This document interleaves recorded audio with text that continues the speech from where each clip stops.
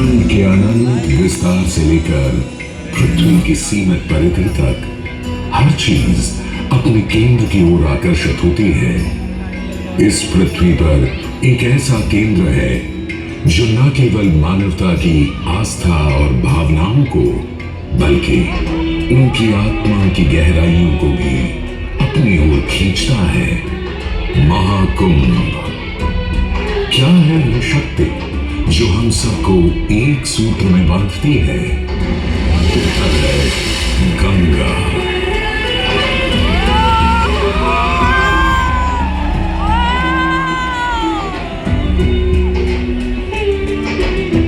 किंतु गंगा क्यों? क्योंकि गंगा कोई नदी नहीं है, आस्था की अविरल तरल धारा है गंगा। विश्वासों की वाणी में संस्कृतियों की सरिता है गंगा। और इस स्थान पर, इस प्रयागों के राज में श्वेत रंगा गंगा का संगम होता है अपनी दो बहनों श्यामल वर्ण यमुना और अदृश्य सरस्वती से। और इस त्रिवेणी संगम के कारण ही यह जगह इतनी महत्वपूर्ण हो जाती है। गंगा के उद्गम के बारे में जो पौराणिक कथा प्रचलित है वो बड़ी ही रोचक और मनमोहक है। तो आइए क्यों न आज हम आपको गंगा अवतरण की कहानी सुनाएं, दिखाएं। दानी था राजा बलि पर करता था दंग, पूरी पृथ्वी पर फैला था उसका ही आतंक। उसके आतंक को रोकने विष्णु ने धरा एक रूप, 52 अंगुल का बौना बनकर पहुंचे जहां था भूत।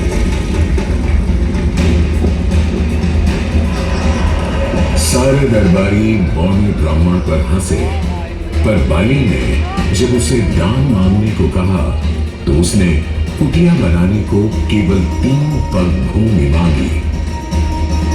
पर जब बौने ब्राह्मण ने भूमि नापनी शुरू की तो जैसे भूचाल हिला गया। वामन ने पहले पग में पूरी धरती नाप ली और अगले कदम से स्वर्ग। ब्रह्मा जी ने भगवान विष्णु के चरण धोकर इस जल को अपने कमंडल में भर लिया।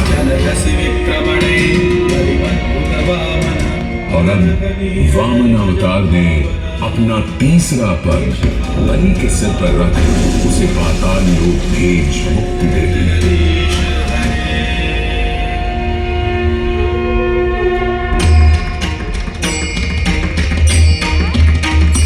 अब स्वर्गलोक में भगवान ब्रह्मा जी ने जब चरणामृत में हाथ डाला तो वहीं से निकल आई चंचल निर्मल धवल गंगा जी। पवित्र किंतु चंचला, आज से तू मेरी पुत्री और नाम तेरा गंगा।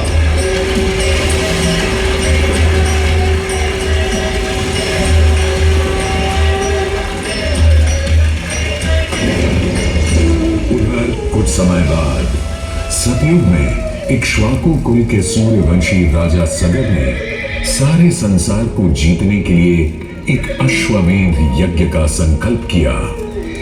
सुने सुने सुने, सब सुने, यह चिन्हित पूजित धवल अश्व जहां भी जाएगा वो भूमि राजा सगर की मानी जाए।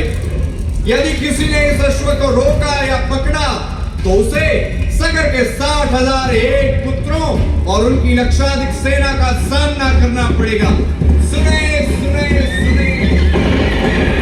भूलोक में सगर का अश्व अजय अपराजय बढ़ता जा रहा था और स्वर्गलोक में बढ़ती जा रही थी देवेंद्र इंद्र की दुविधा। डरकर वो अश्व को रोकने की युक्ति लगाने लगे। इंद्र ने राजा सगर के उस घोड़े को चुरा लिया और छल से महर्षि कपिल के आश्रम में बांध दिया। घोड़े को खोजते हुए राजा सगर के 60,000 पुत्र महर्षि कपिल के आश्रम में पहुंचे। वहां घोड़े को बंधा हुआ देख क्रोधित पुत्रों ने कपिल मुनि को घोड़ा चोर समझा और उन्हें अपशब्द कहने लगे। वाचाल कुमारों, यदि कपिल ऋषि ने खोली आंख तो तपस की योगाग्नि से जलकर तुम सब हो जाओगे राख।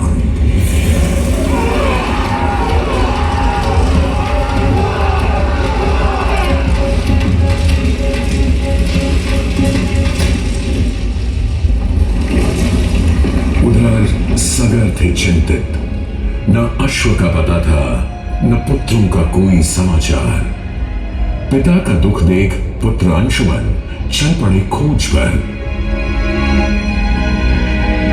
जब महर्षि कपिल के आश्रम पहुंचे तो देखा अश्व को और साथ ही अपने 60,000 भाइयों की भस्म को। महर्षि से की क्षमा याचना और पूछा तर्पण का उपाय। तुम्हारे भाई थे घमंडी, अविवेकी और अभिमानी। भस्म कर दिया उन्हें मैंने, जो उन्होंने मेरी नहीं मानी। गंगा जल, केवल गंगा जल ही दे सकता है मुक्ति उन्हें, जो भस्म हुए तुम्हारे परिकर। अंशुमन को अपने भाइयों के तर्पण के लिए गंगा को लाने का बहुत मन था, किंतु किसी को राजधर्म भी तो निभाना था और राज भी चलाना था। देखते देखते 7 पीढ़ियां गुजर गईं, पर 7 पीढ़ियों के बाद समय आने पर राजकुमार भगीरथ ने राजा बनने से साफ मना कर दिया।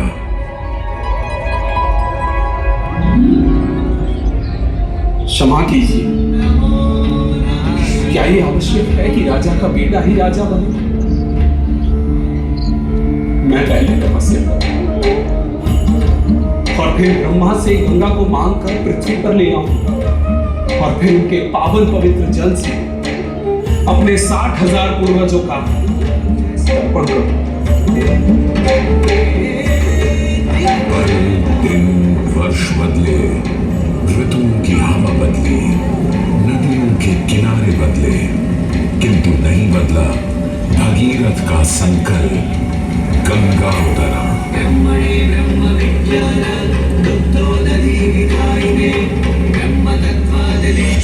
पुत्र भगीरथ, हम तुम्हारे तप से प्रसन्न हैं।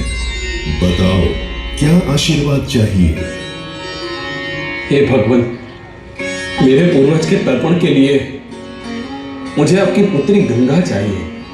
तथास्तु, किंतु यदि गंगा स्वर्ग से सीधे धरती पर गिरी तो पृथ्वी को चीरते हुए गंगा सीधे पाताल में पहुंच जाएगी। इसलिए तुम भगवान शिव शंकर को मनाओ ताकि गंगा जब स्वर्ग से नीचे उतरे तो वो उसे अपनी जटा में थाम ले। अब भगीरथ ने एक अंगूठे पर खड़े होकर भगवान शंकर को मनाने के लिए शिव शंकर का जाप शुरू कर दिया। जय मन भावन जय पतित पावन शोभित शावन शिव शंभो विपद विहारम अधम उदाहरण सत्य सनातन शिव शंभो राज वचन हर जल जन यनवर धवल वदन शिव शंभो पुत्र, कोई भी वर मांग लो आज। हे प्रभु, जब गंगा स्वर्ग से धरती पर गिरे तब आप बीच में उन्हें अपनी जटाओं में सांध ले, नहीं तो पूरी पृथ्वी नष्ट हो जाएगी। बस इतनी सी बात? ठीक है, ब्रह्मदेव से कहो शिव तैयार है, आने दो गंगा को, आने दो।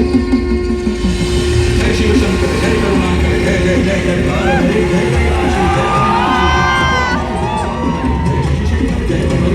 जय जय जय माता जय त्रिपुरारी जय मदहारी अमित अनंत अपार हरि जय गुरु जय जय सर्वनाम निराकार साकार हरि पार्वती पति हर हर शंभो जय रामेश्वर जय नागेश्वर वैद्यनाथ के दार हरे मल्लिकार्जुन सोमनाथ जय महाकाल ओंकार हरे जय वटेश्वर जय विश्वेश्वर भीमेश्वर जलधार हरे काशीपति श्री विश्वनाथ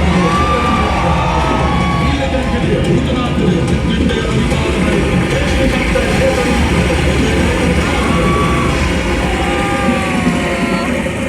और यूं गंगा ने भगीरथ के साथ गंगा सागर जाकर सगर के पुत्रों का उद्धार किया।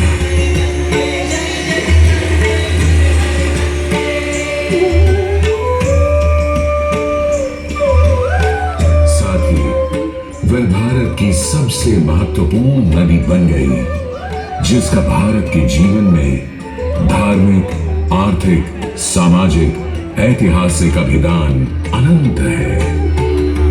हे मां गंगे, हे जगदम्बे, हे मां गंगे। मोक्षदायिनी गंगा का यमुना और सरस्वती के साथ त्रिवेणी संगम मोक्ष का संगम है।